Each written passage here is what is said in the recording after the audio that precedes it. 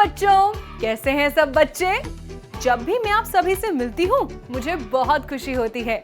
मुझे पूरा यकीन है कि इतनी ही खुशी आपको भी होती होगी।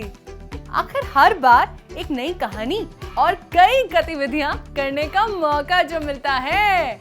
तो चलिए शुरू करते हैं अपना कार्यक्रम। सब लोग साथ में बोलेंगे, चुन्नू मुन्नी की भाषा बोली।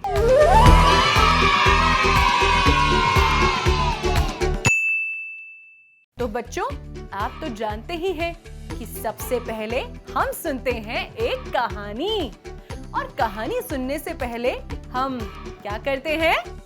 बिल्कुल सही, देखते हैं कहानी से संबंधित एक चित्र और जानने की कोशिश करते हैं कि आखिर कहानी में है क्या। तो बच्चों चलो देखें चित्र। तो बच्चों इस चित्र को देखो, इसमें क्या क्या दिख रहा है? यहाँ एक बकरी का बच्चा दिखाई दे रहा है, मछली दिख रही है और ढेर सारे मेंढक भी दिख रहे हैं।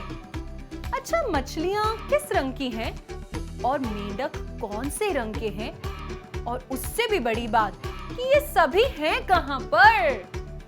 अरे, ये सभी तो यहाँ पानी में हैं और इस पानी में ढेर सारे बुलबुले भी दिख रहे हैं। लेकिन ये बुलबुले क्यों निकल रहे हैं?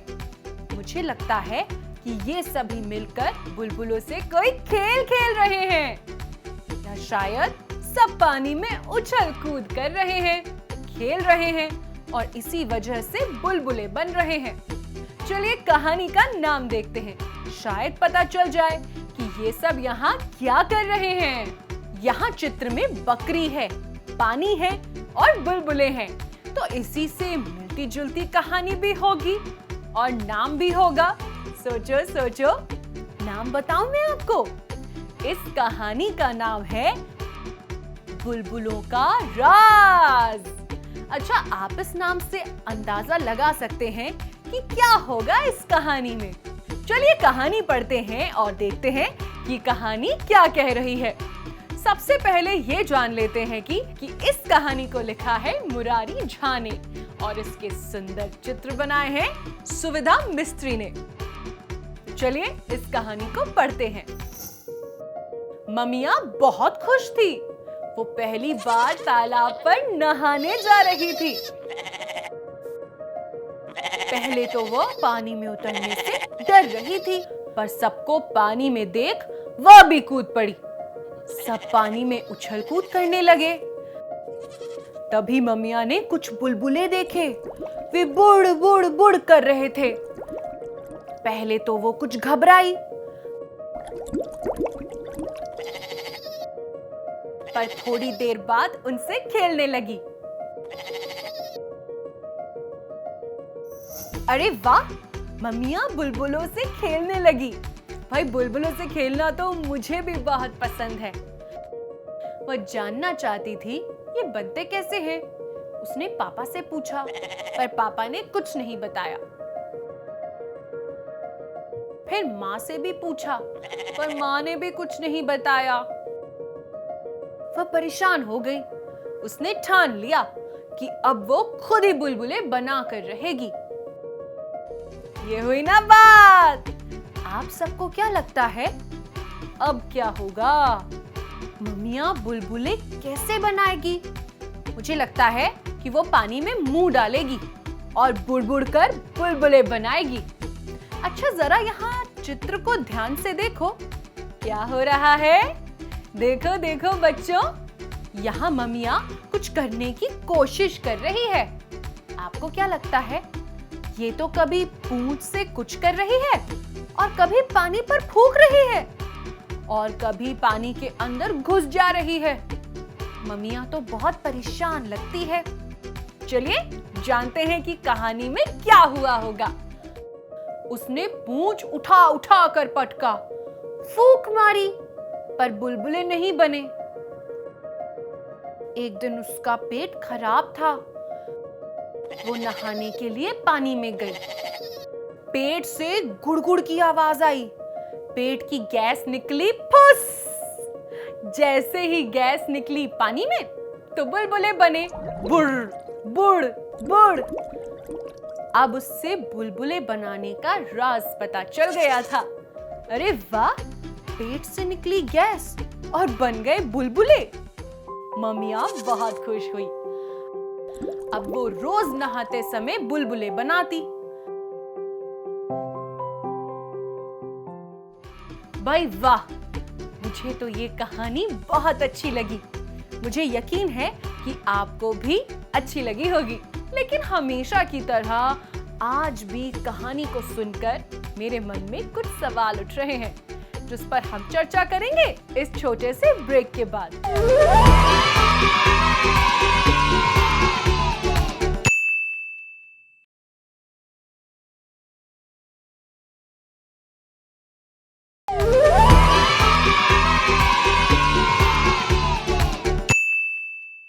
ब्रेक से पहले हमने सुनी थी एक कहानी और मेरे मन में आए कुछ सवाल, और वो है, क्या आप में से कोई ये बता सकता है कि मम्मियाँ बुलबुले क्यों बनाना चाहती थी?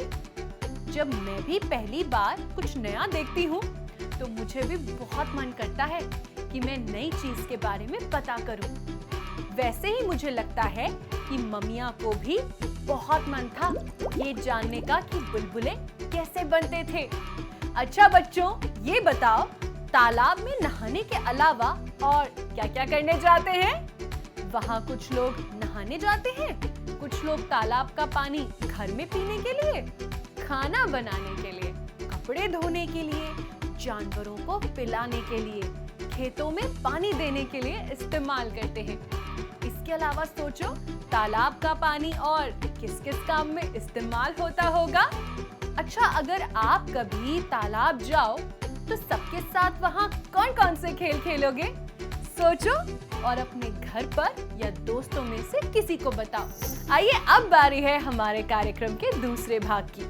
याद है कहानी में जब मम्मियाँ को उसकी मम्मी और पापा ने नहीं बताया था कि बुलबुले कैसे बनते थे, तो उसने ठान लिया था कि अब वो खुद ही बुलबुले बनाकर रहेगी। तो आज का हमारा नया शब्द है ठान लिया। लेकिन इसका मतलब क्या है, मैं बताती हूँ आपको। पता है, मैं और मेरी सहेली हम लोग रोज छुपम छुपाई खेलते थे और मैं रोज अपनी सहेली को ढूंढ लेती थी और जीत जाती थी। तो एक बार मेरी सहेली ने मन में ठान लिया कि अब वो ऐसी जगह छिपेगी कि मैं उसे ढूंढ ही ना पाऊं। और सच में ऐसा ही हुआ। वो ऐसा छिपी कि मैं उसे सच में नहीं ढूंढ पाई। ऐसे ही एक बार मैंने अपने पापा को बोला कि मुझे साइकिल चाहिए। तो पापा ने बोला, तुम्हें तो साइकिल चलानी आती ही नहीं, तो साइकिल का क्या करोगी? तो मैं साइकिल सीखने लगी। लेकिन कुछ दिन कोशिश करने के बाद भी मैं साइकिल नहीं चला पा रही थी। एक साइकिल चलाते समय मेरे दोस्तों ने मुझे चिढ़ाया, तो मैंने भी मन में ठान लिया कि जब तक साइकिल चलाना नहीं सीख जाती तब तक चैन से नहीं बैठूंगी। मैंने और ज्यादा अभ्यास करना शुरू कर दिया और कुछ ही दिनों में साइकिल चलाना सीख लिया। तो समझ आया आपको, जब हम किसी काम को करने के लिए सोच लेते हैं कि जैसे भी हो इसको करके ही छोड़ेंगे, तो इसको मन में ठान लेना कहते हैं। क्या ऐसे आपके साथ भी कभी हुआ है? क्या आप भी सोच सकते हो ऐसा कोई उदाहरण जिसमें आपने या किसी ने कुछ मन में ठान लिया हो? सोचो और सबको बताओ। और अब हम बढ़ते हैं हमारे अगले भाग की ओर। बच्चों, आज आपको मैं एक नए खेल के बारे में बताऊंगी। इस खेल का नाम है क्यों क्यों का सवाल। ये खेल आसान तो है, साथ में बहुत ही अनोखा भी है। मैं आपको बताती हूँ कि ये खेल खेलना कैसे है। इस खेल में आप किसी से कोई एक सवाल पूछें और वो जो भी जवाब दे ना, आप पूछें क्यों। चलो एक उदाहरण देती हूँ। मान लीजिए आपने पूछा, आपको खाने में क्या पसंद है? मान लीजिए सामने वाले ने जवाब दिया, जलेबी खाना पसंद है। तो आप फिर पूछिए क्यों। तो मान लो फिर से सामने वाले ने जवाब दिया, क्योंकि जलेबी मीठी होती है। तो आप फिर से पूछिए क्यों? तो फिर जवाब आया क्योंकि जलेबी में चीनी पड़ती है। तो फिर आप सवाल कीजिए क्यों? और इसी तरह सवाल जवाब तब तक चल सकता है जब तक सवाल या जवाब में से कोई एक खत्म ना हो जाए। आप इस खेल के लिए कोई भी सवाल ले सकते हैं। आप लोग इस खेल को अपने दोस्तों के साथ भी खेल सकते हैं। अब बढ़ते हैं अपने कार्यक्रम के अगले भाग की ओर। तो क्या आप तैयार हैं? मिलकर एक नया खेल खेलें? आपको यहाँ कुछ अक्षर दिखाई देंगे, जिसमें से कुछ आपने पिछले एपिसोड में देखे हैं और कुछ नए होंगे, जैसे न, क, ट, म। अब इनमें जोड़ते हैं थोड़ी मात्राएं, मात्रा आ और मात्रा ई। पहले अक्षरों को मात्रा आ से जोड़ते हैं और देखते हैं कि क्या बना। ना, का, टा, मा। अब अक्षरों को मात्रा ई से जोड़ते हैं और देखते हैं कि क्या बना। नी, की, टी, मी। बहुत बढ़िया बच्चों, हमेशा की तरह खेल को थोड़ा और रोचक बनाएं। तो चलो इनको जोड़ जोड़कर शब्द बनाने की कोशिश करते हैं। उससे पहले देखते हैं हमारे पास कौन कौन से अक्षर हैं। न, क, ट, म। ना, का, टा, मा। नी, की, टी, मी। मैंने एक शब्द बनाया नी और म, बना नीम। एक और टी और म, क्या बना? टीम। अच्छा, एक और का और टा बना काट। एक और बनाया का, ट और ना को अगर जोड़ें तो बनता है काटना। चलो एक और बनाते हैं। ना, ट, क, बना नाटक। अच्छा, एक और म, ट और का बना मटका। और बनाए ना और टा बना नाटा। चलो एक आखिरी ना और क बना नाक। चलो बच्चों, अब तुम्हारी बारी। जल्दी से शब्द बनाओ और अगर तुम्हारे पास कॉपी पेंसिल है तो उसमें लिख भी सकते हो। अब बढ़ते हैं अपने कार्यक्रम के अगले भाग की ओर। हमने बकरी की कहानी पढ़ी ना, तो चलो तुम्हें बकरी से जुड़ी एक नई बात बताती हूँ। बच्चों, क्या आप जानते हो बकरियां इंसानों द्वारा पालने वाले पहले जानवरों में से एक थी। बकरियां बहुत चुलबुली होती हैं और समझदार भी होती हैं। बकरियों का दूध भी बहुत फायदेमंद होता है, जिसमें डेंगू से लड़ने की ताकत होती है। और हाँ, बकरियां अपनी आंखें बिना ऊपर नीचे करे ही बिना अपना सर ऊपर नीचे कर लेती हैं।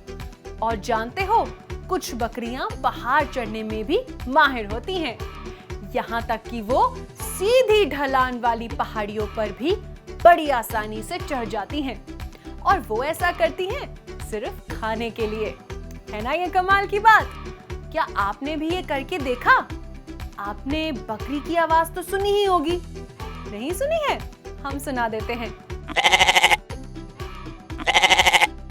हमें यकीन है कि आपको भी ये आवाज उतनी ही प्यारी लगेगी जितनी हमें लगती है। अब हम बढ़ते हैं कार्यक्रम के अगले भाग पर, जो है बच्चों के शिक्षकों और अभिभावकों के लिए। आज भी हम बात करेंगे पढ़कर समझने के कौशल के बारे में। आइए इसी पर चर्चा करते हैं हमारी विषय विशेषज्ञ डॉक्टर निधि विनायक से, जो Room to Read India Trust संस्था में सीनियर प्रोग्राम मैनेजर के रूप में कार्यरत हैं। आइए उनसे बात करते हैं। नमस्कार डॉक्टर निधि। नमस्ते डॉक्टर निधि, आपने बच्चों में पढ़कर समझने के कौशल के विकास के बारे में हमारे दर्शकों को पिछले एपिसोड में बताया था। आज उस पर थोड़ी और चर्चा करते हैं। किसी भी लेख को पढ़कर समझने के लिए बच्चों का पूर्व ज्ञान कितना महत्वपूर्ण है और इसके लिए क्या-क्या किया जा सकता है? दरअसल किसी भी लेख को पढ़कर समझने के लिए ये बहुत ज़रूरी है कि उससे जुड़ा हुआ पूर्व ज्ञान एक पाठक के पास हो।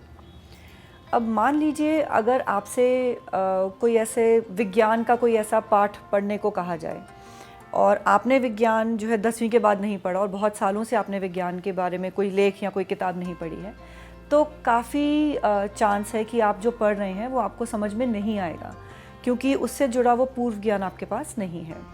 बस ऐसा ही कुछ बच्चों के साथ भी होता है कि जब भी हम बच्चों को कुछ पढ़ा रहे हैं, कोई लेख या कहानी, तो अगर बच्चों के पास उससे जुड़ा हुआ पूर्व ज्ञान ना हो तो काफ़ी चांस है कि बच्चों को पूरी तरह से वो लेख जो है वो समझ में नहीं आएगा। और दूसरी बात ये भी है कि जब कोई भी लेखक किसी भी चीज़ को लिखता है तो वो हर चीज़ के बारे में पूरा विस्तार से नहीं लिखता। हर लेखक पाठक के ऊपर भी कुछ चीज़ों को छोड़ देता है। यानी अगर मैंने कोई, मान लीजिए, कछुए खरगोश की कहानी लिखी, तो मैं उसमें कछुए और खरगोश से जुड़ी हर चीज़ नहीं लिखूंगी। मैं ये मान के चलूँगी कि जो पाठक है वो कछुए के बारे में जानता है, जो पाठक है वो खरगोश के बारे में जानता है, जो पाठक है वो कछुए के जो ख़ास तौर पे जो ट्रेट्स हैं, जैसे कि कछुआ बहुत धीरे चलता है, उसके बारे में जानता है। तो ऐसी बहुत सी जानकारी है जो मैं ये मान के चलूँगी कि मेरे पाठक को पता होगी। इसीलिए कोई भी लेखक हर चीज़ विस्तार से अपने लेख में नहीं लिखता। तो उसको समझ पाने के लिए पूर्व ज्ञान होना बहुत ज़रूरी है। अब जैसे एक कहानी मुझे याद है, एनसीईआरटी की किताब में है कहानी, शायद कक्षा 2 में है, और उसमें दोस्त की मदद नाम की एक कहानी है। तो उस कहानी में होता यह है कि जो एक जानवर है, तेंदुआ है, जो कछुए को उठाकर पानी में फेंक देता है, ये सोच के कि उसकी जो खोल है वो नरम हो जाएगी और वो उसको खा पाएगा। लेकिन ये बात स्पष्ट तौर से कहानी में कहीं नहीं लिखी कि कछुआ जो है वो तैरना जानता है। और यही कहानी का क्लाइमैक्स है कि जैसे ही उसने पानी में छोड़ा और कहानी ख़त्म हो गई। तो ये पाठक को समझना होगा कि दरअसल कछुआ जो है वहाँ से भाग जाएगा। यानी उसके लिए उसको वो पूर्व ज्ञान होना ज़रूरी है कि कछुआ जो है वो पानी पर में भी रहता है और ज़मीन पे भी रहता है, इसलिए पानी में डालने में उसकी खोल नरम होकर खाना आसान नहीं होगा, बल्कि वो भाग जाएगा।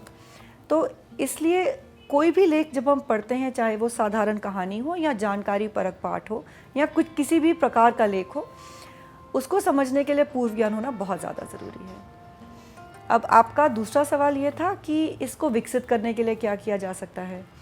तो इसको विकसित करने के लिए दो स्तर पर कार्य हो सकते हैं।